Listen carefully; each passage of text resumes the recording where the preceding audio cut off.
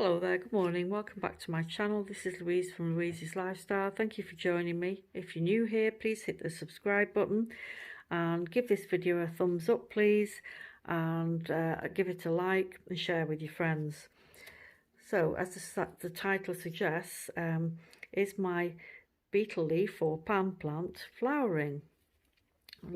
This is the plant that I got back in late autumn time last year, probably August, September. It was one of a few that I'd ordered from Sri Lanka, and they had died off, most of them, but I managed to save this plant, and it was about this height when I got it, and good root system, so this one managed to survive. And it's a different variety. I don't know the actual name variety of this plant. It's much smaller leaves than the original Banglapan plant that I got back in 2013, which was just a single leaf, and I grew that for 7 years and took many cuttings, sold them, and finally it died in 2020. So this is why I replaced it last year with this plant. This is the only plant that I could get hold of. I couldn't bring any from Bangladesh. So I got these from Sri Lanka. And today I was just doing a little bit of checking the leaves. There's sort of mottling going on, and I was removing some of the leaves. And as I was doing that, I noticed, I'll just put my hand here behind there. Let me just get this pen. I might be able to see it if I point with the pen. There, little conical shape thing, that nubbin there. Sorry for the bad focusing. I'll see if I can put something behind it, then you can see. Put my hand behind it.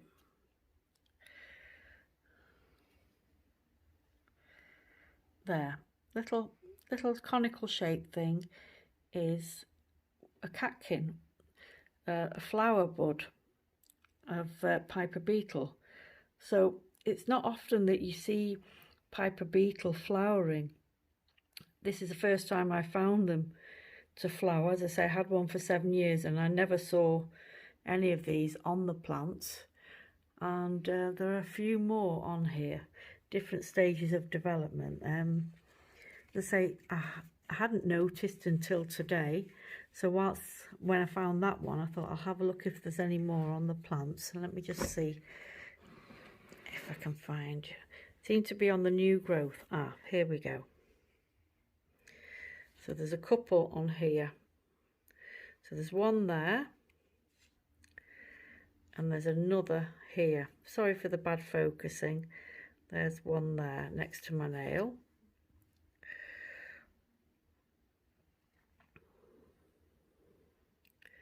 So little cone shaped.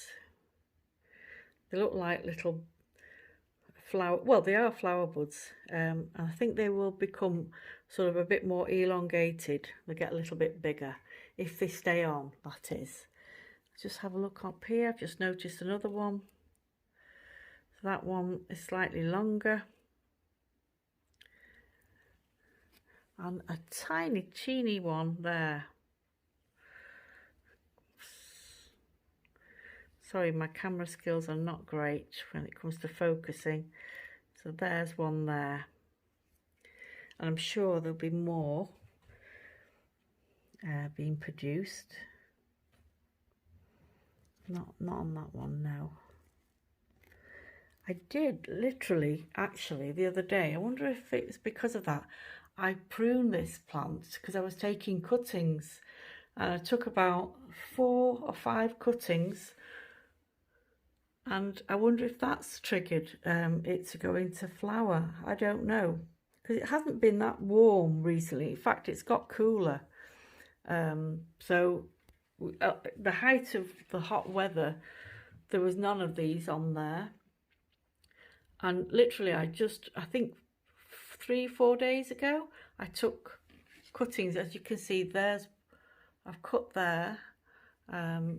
And it appears to be where I've done the cutting. So yeah, I wonder if that's the reason for it. You know, we're giving it a prune midsummer has triggered it into flowering. So if there's any beetle leaf experts out there who grow this type of beetle leaf, if you could give me your opinion, I would appreciate it. Whilst we're looking at that, I'll just show you the other beetle leaf plant I did feature in the last beetle leaf video I did. And this is a newer variety. This is Banglapan. So my original plant that I got in 2013 was this variety. And as you can see, it's a much bigger leaf. Let me show you. That's one of the leaves. As they get mature, the leaf darkens. It goes green, dark green like this. But the new leaves are beautiful lime green and quite soft. And this is the original plant, same variety as the plant that I had in 2013. And I did take a cutting from it because the one that I had previously grew massively, and I took lots and lots of cuttings over the years. And what I didn't do is keep a spare for myself. I just assumed, you know, I've got this big plant, whatever cuttings I made, and I would sell. But, you know, there was quite a lot of demand for these plants. People were asking, you know, sending me messages, you know, can I have a plant? So I took lots of cuttings and didn't keep any back. So when the main plant died, I didn't have anything, you know, and so that's why I ended up buying this one. That was the only one I could get my hands on. So what I did when I've got this plant, I noticed it got a nice healthy main stem here that had got good aerial roots on it, like as you can see there's little bumps there, those are aerial roots.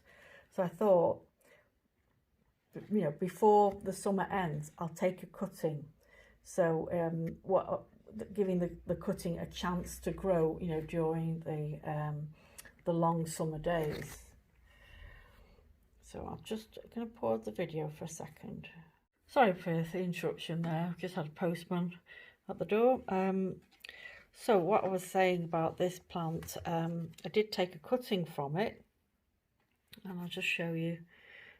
That's the point where I took the cutting, and it's produced these two new stems right at the base of the plant. This one's literally at the base. So you've got one stem there and another stem here, as well as the two here. So all in all, we've got 5 growing points. So hopefully this will develop into a nice bushy plant, and I don't think I'll take any more cuttings from this year. Let it grow. It will stop growing in, you know, November, December time. It will go dormant. So I will leave it alone, you know, not feed it, give it a little bit of water. Don't let it completely dry out, but don't, you know, constantly water it. Don't expect it to grow over the winter period.